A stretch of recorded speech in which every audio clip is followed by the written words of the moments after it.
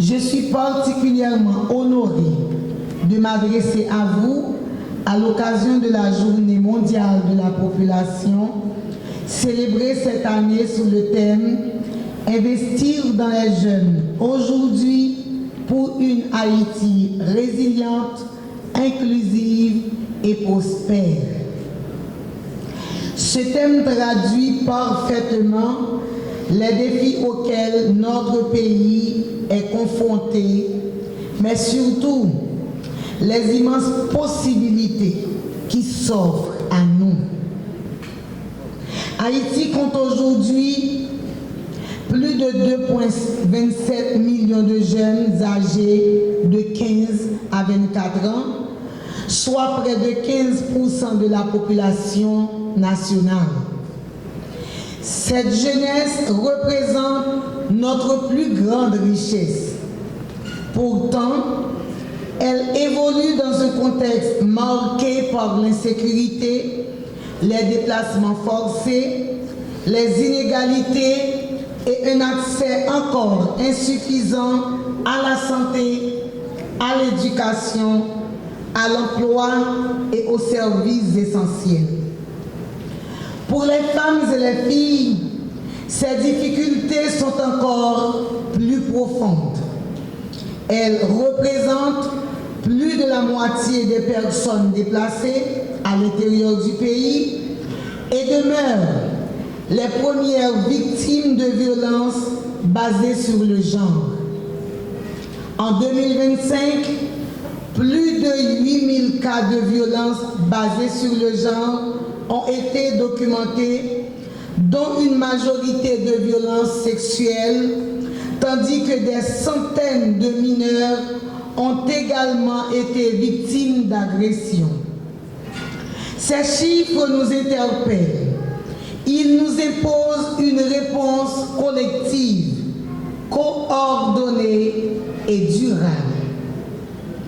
Le récent rapport des Nations Unies sur la jeunesse nous rappelle également qu'investir dans les jeunes n'est pas seulement une exigence morale, c'est une nécessité démographique, économique et politique. Le pays qui investit dans leur jeunesse, dans sa jeunesse, transforme sa transition démographique en moteur de croissance. Les pays qui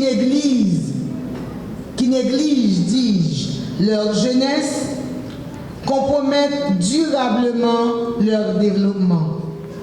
Et face à cette réalité, le gouvernement de la République, sous le leadership du Premier ministre, son Excellence M. Alix Didier Fils-Aimé, et avec l'engagement de l'ensemble des institutions de l'État, poursuit des réformes importantes en faveur de l'égalité entre les femmes et les hommes.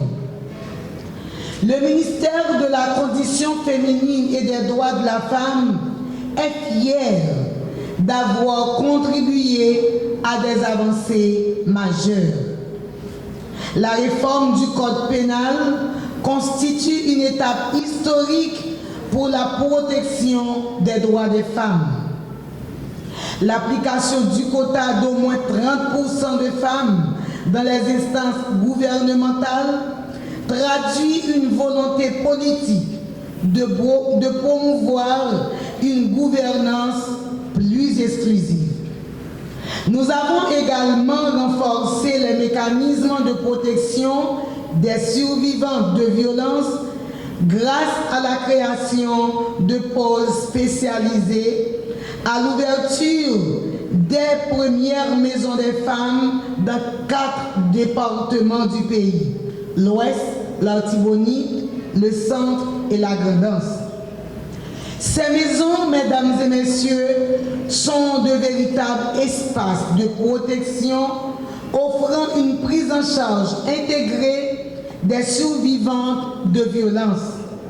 Accueil, écoute, accompagnement psychosocial, orientation juridique et appui à la réinsertion socio-économique et au lancement de la ligne d'urgence 8919. Avec le nouveau décret révisant l'organisation et le fonctionnement du MCFDF, nous sommes dotés d'une direction de lutte contre les violences faites aux femmes et aux filles, qui permettra d'améliorer la coordination des politiques publiques, d'assurer un meilleur suivi des interventions, de développer les actions de prévention et de renforcer la qualité de la prise en charge des survivantes. Mesdames et messieurs, notre ambition est claire: faire de la jeunesse haïtienne et particulièrement des jeunes femmes le principal moteur de développement national.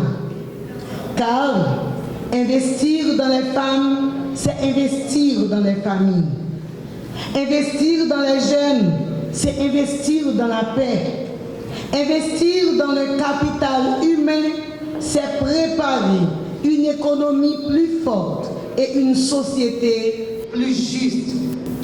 En cette journée mondiale de la population, renouvelons ensemble notre engagement à bâtir une Haïti où chaque jeune, chaque fille pourra apprendre, chaque Haïtien, chaque Haïtienne pourra entreprendre, chaque jeune pourra participer pleinement à la vie économique, sociale et politique et où nul ne sera laissé de côté. Ensemble, faisons de notre jeunesse la véritable richesse de notre nation.